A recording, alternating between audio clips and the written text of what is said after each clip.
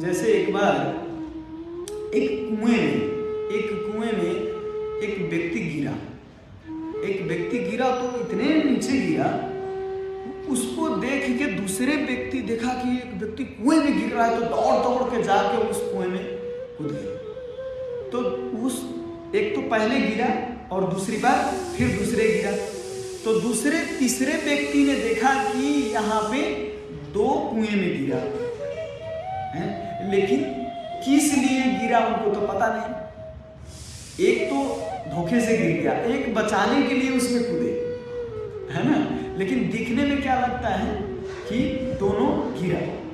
तो वैसे ही हम जीव लोग भी संसार में दूसरे लोग मरते हैं तो दूसरे उसमें हम भगवान के वैष्णव का भी उसी से तुलना कर देते हैं, है ना। लेकिन जैसे जेल में व्यक्ति बंद हो तो जेलर वहीं पर रहता है, कहा जाता है जेल में, जेल में नहीं होते, वो बंधन में नहीं है, लेकिन जेल में बताया जाता है। लेकिन जेलर और जो कैदी है उसमें तो अंतर है। उसी तरह वैष्णव आचार्यगण भगवान स्वयं भी संसार में आते हैं, लीला करने जाते हैं। जैसे तमाल कृष्ण महाराज इस संसार में आए तो प्रभुपाद जी के जी भर के सेवा की, अपना दिलो जान लगा के सेवा की। लेकिन जब समय आया तो एक्सीडेंट हो गए, चले गए।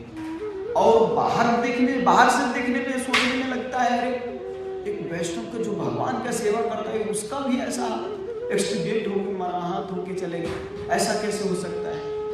तो इसमें यही है, ऐसे कुएं में जैसा है, एक गिरा और दूसरे बचाने गए।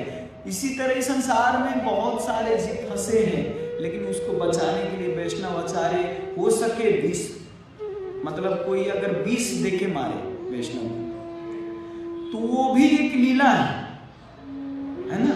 अगर आप 20 देके मारते हो तो मारे कृष्णा राखी की राखी कृष्णा मारेंगे। भगवान अगर जिसको न मारना चाहे तो आप 20 दो, ऊपर से पलटो, ऊपर से उल्टा दो, ऊपर से गिरा दो, है ना, तो उसके ऊपर प्रहार करो, गोली चला दो, लेकिन मरेंगे नहीं। वो हॉस्पिटलाइज होके कुछ ना कुछ उसका ठीक हो ही जाएगा, है ना। आप कई फ्लाइट जब क्रॉस होता है तो उसमें से हजारों, मतलब 100-200 में से 1-2 बच जाता है और इतने सारे मर जाते हैं। तो भगवान जिसको मारना ना चाहे तो उसको कौन मार सकता है। तो इसीलिए कई लोग बताते हैं कि 20 पॉइजन देके प्रभुपाद जी को मार दिए है, यूट्यूब में है, आप देख सकते हो। पॉइजन देके प्रभुपाद जी को मार दिया ऐसा कहे जाते हैं, और महाराज लोग ही अपने गुरु बनने के लिए उनको पॉइजन दे दिया, ऐसा लालछन लगाते हैं, ऐसा कलंक लगाते हैं। तो उस दुष्ट को पता होना चाहिए कि भगवान की इच्छा बिना कुछ होता नहीं, है ना। अगर मानिए कोई अगर उसमें मिला दिया है, नहीं ऐसा, क्योंकि जो जीवन भर अपना जीवन दे के, मतलब एक एक क्षण प्रभुपाद जी के लिए आज्ञा पालन कर रहे हैं, वो कैसे विष दे सकते हैं। नाटक आप कितने दिन तक करेंगे, है ना। प्रभुपाद जी के लिए अगर कोई गुरु बनना चाहे, अगर 20 दिन के बाद तो कितना दिन नाटक करते हैं, 1 साल 2 साल, इसके बाद तो अपना घर बना के अपना गृहस्थी बसा लेते, अपना धन जमा करने लग जाते हैं ना। लेकिन मरते दम तक प्रभुपाद जी के शिष्य जितने भी हैं सब अपना जीवन दान दिए, इतना सेवा किए। और जो लोग निंदा कर रहे हैं, जो लोग कहते हैं कि प्रभुपाद जी को ऐसा किए, वो जय प्रभुपाद मुखे बोले मात्र, केवल मुख से ही बोलते हैं कि प्रभुपाद जय प्रभुपाद कहते हैं, लेकिन प्रभुपाद जी के लिए कुछ किए नहीं है।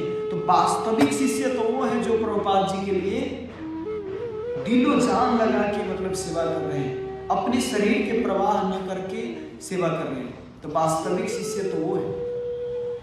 बहुत दुख लगता है हमको जब ये सब सुनता हूँ कि प्रभुपाद जी को ऐसे किया, वो ऐसे किया।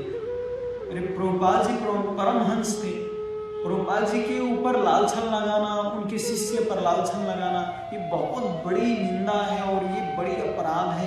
इस अपराध के कारण महाराज जी कहाँ जाएंगे वो तो फिक्स है, लेकिन आप श्योर नर्क जाएंगे। निंदा के कारण, अपराध के कारण नर्क जाना भी मुश्किल नहीं है, अपराध के कारण इस जन्म मृत्यु जरा व्याधि में फंसे रहेंगे और भगवान के भक्ति से विहीन हो जाएंगे आप। इसीलिए बहुत डेंजर है। इसीलिए सभी से मेरे अनुरोध है कि किसी के भी निंदा बिना पूर्ण जानकारी के, बिना प्रमाण के किसी के ऊपर लालछन न लगाए, नहीं तो बहुत बड़ी अपराध है। मैं एक बच्चे के समान हूँ आपके सामने। मैं कोई आपको मैं कोई ज्ञान नहीं दे रहा हूँ, लेकिन मेरा यही एक अनुरोध है कि कभी किसी को चोट ना पहुँचे, कभी मेरे कारण, या जिस बात को आप कमेंट करते हो, जो बात आप पब्लिक में बोलते हो, जो बात आप यूट्यूब में बना के बोलते हो, उस बात से कई लोग को बहुत